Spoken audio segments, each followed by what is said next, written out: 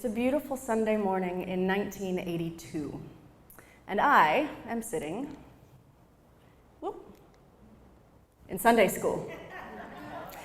My teacher, Sister Johnson, I don't know if that was her real name or not, but everybody where I was from was either a Johnson, a Smith, or a Taylor, so we're going to go with Johnson.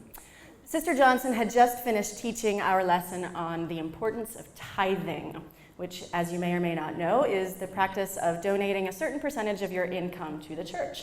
And I had questions. Excuse me, Sister Johnson, Sister Johnson, Sister Johnson. Yes, Sarah. Where does the money go? Well, it goes to the church. Yeah, but what do they do with it? Oh, well, and here she thought she was being terribly clever. The church gives the money to God. Well, God needs money so that he can work his miracles here on earth. Excuse me, Sister Johnson. God is God. So can't he just do the miracles? Well, yes, of course he can. But God works through the church. The church does the miracles on behalf of God, and the church needs money to do the miracles. So the church doesn't give the money to God. Well, no, not actually. But the church works for God, and so it's like giving money to God. Excuse me, Sister Johnson. Yes, Sarah. I still don't get what the church does with the money. Well, sweetheart, I just told you they use it to do God's good work. Yes, but I don't understand what that means. I may have been a little relentless as a child, and every moment since then. So around and around we went until finally Sister Johnson, poor lady, lost her temper with me and said, "Listen, the church tells us that we have to pay our tithing, and if you don't do it, you are going straight to hell."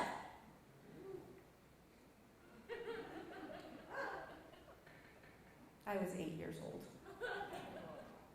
And that was one of the last times I ever set foot in that church, or any church, for the next 22 years. So now it's 1989, and my mom and I have moved from my childhood home in Bountiful, Utah, to lovely Sunnyvale, California, which is just south of San Francisco.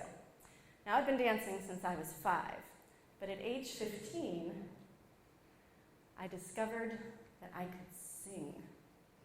And I'm doing tons of musical theater, and I love it. I love everything about it. I love the rehearsals, and I love the performances, and I love to watch other people perform.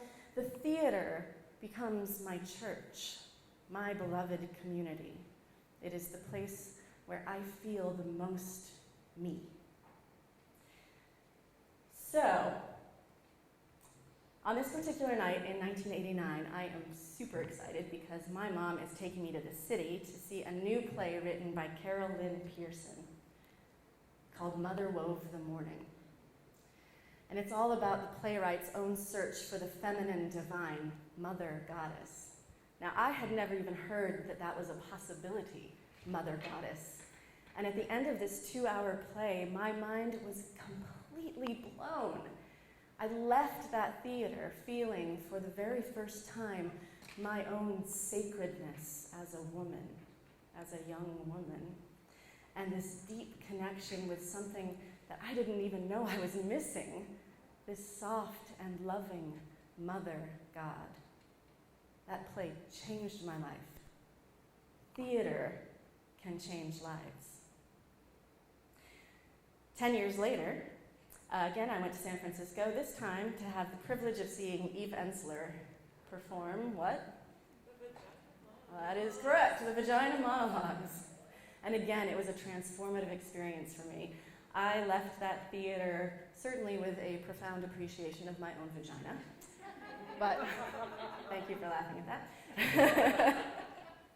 But more than that, I saw the raw power of storytelling. And I realized the capacity that theater has to raise social consciousness. And, as if all of that weren't enough, I saw that theater can be used as a fundraising tool. Did you know that in the 20 years since Vagina Monologues hit the scene, they have raised over $100 million to fight violence against women all over the world?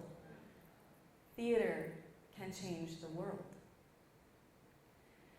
So now we arrive more or less at the present day, and my spiritual path has led me to become a Unitarian Universalist.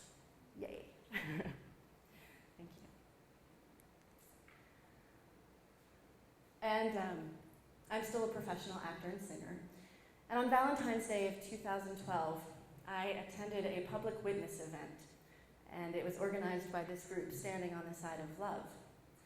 And I gathered with about 300 other people of all sorts of different faiths to protest what was at the time a law in Virginia prohibiting same-sex marriage.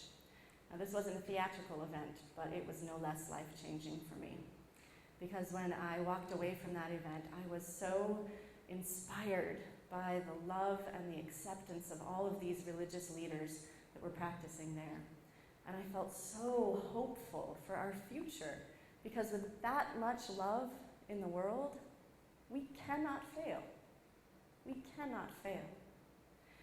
So I remember driving home and thinking, I gotta do more. I was called to do more. But I thought, what can I do? I've got 2 small kids at home and I just don't have time. So I thought about it for a couple of weeks, and here is where it all comes together. It was looking me right in the face. I know exactly what I can do. I can sing, and I can tell stories. So I spent the last year and a half developing a one-woman show called Taking Flight, Songs of Hope. And here's a little video.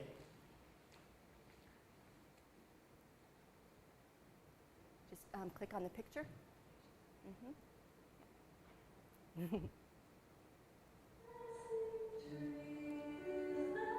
I'm an artist, I'm a mother, I am a creator, I'm a singer, and I'm passionate about social justice. I am passionate about music, and I'm passionate about my kids. I want to create a future for them where no matter who they are, no matter who they love, they have a fair chance in the world to live the life that they were born to live. Taking Flight is about self-acceptance. It's about recognizing your own inherent worth and dignity. One of the focuses of the show is about reproductive justice, which for me is really more about gender equality. I talk a lot about body image and how women feel about their bodies is really a critical component to this debate about reproductive justice.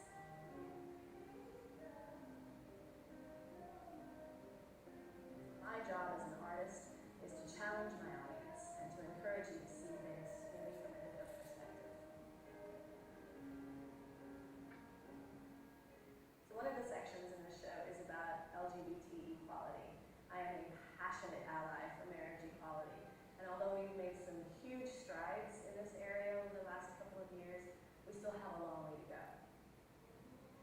It's really tempting to think that it's just a matter of time for marriage equality to become the law of the land.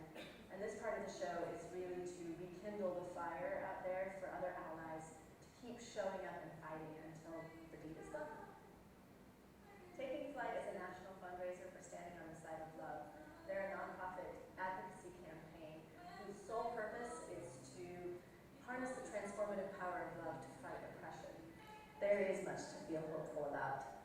There are moments of pure joy every day. Simple gifts are all around us. I want to share my sense of hope with you, and I want to inspire you to think about your own hopes and dreams for the future. Take flight with me. Thank you for your time, and I hope to see you soon.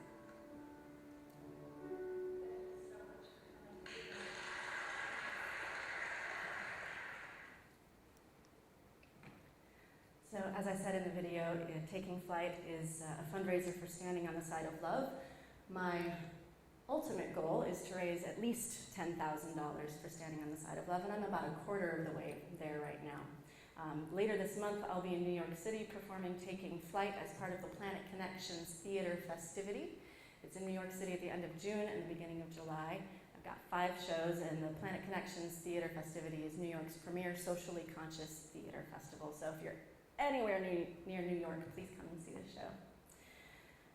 Last week, I think it was last week, maybe the week before, I read an interesting article that said that Americans are leaving organized religion in increasingly high numbers. But the interesting thing is that they aren't abandoning faith or spirituality or even the idea of God. They're just leaving these old world religions that leave them feeling judged and excluded and empty. And we, as artists, have a unique opportunity here to minister to these souls. How many of you are ministers, actual, like real-life ministers?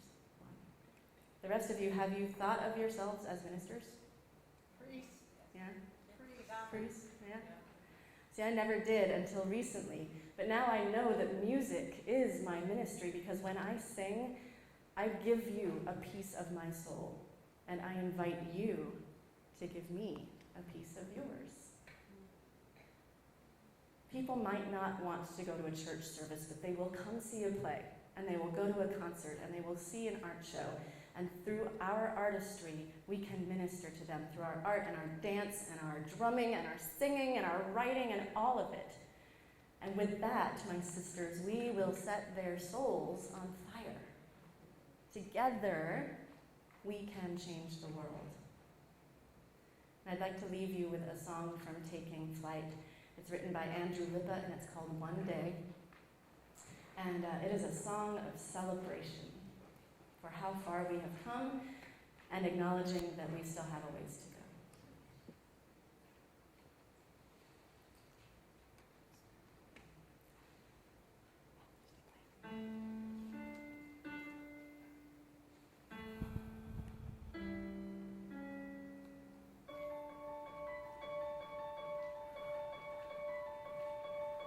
5 more minutes until my brother is finally happily wed. 5 long minutes that seem forever, and then he's happily wed. Look at how he's dressed, morning coat and vest. 5 more minutes until the rest of his life. One day I got married with a veil and with a vow. One day I got married like my brother's doing now. And on the day I married, I could feel it there and then. I loved who I wanted and said amen. He's incredible, how'd he manage it? What's he feeling inside? Some say happiness, some say nervousness, some may think of the bride. Always knew he would land on something good.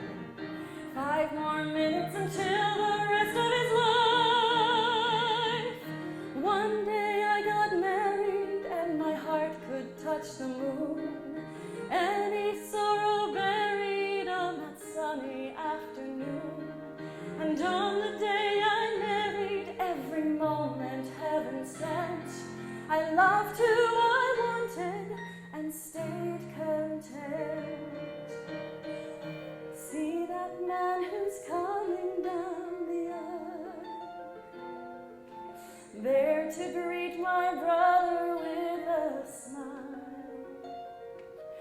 He's the man who'll be my brother too. At the moment they pronounce I do, I do, I do, I do.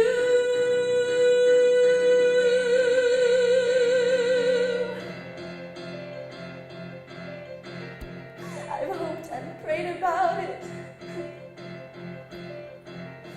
and now I get to shout it. See him getting married on a promise and a prayer. He's getting married with our family standing there. And though the world is weary, we'll still happily declare, go be how you want to, go live how you want to, go love who you want to, and walk a man.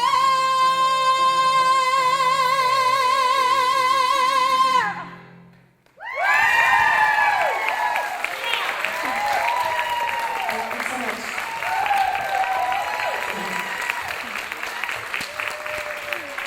Hi, baby.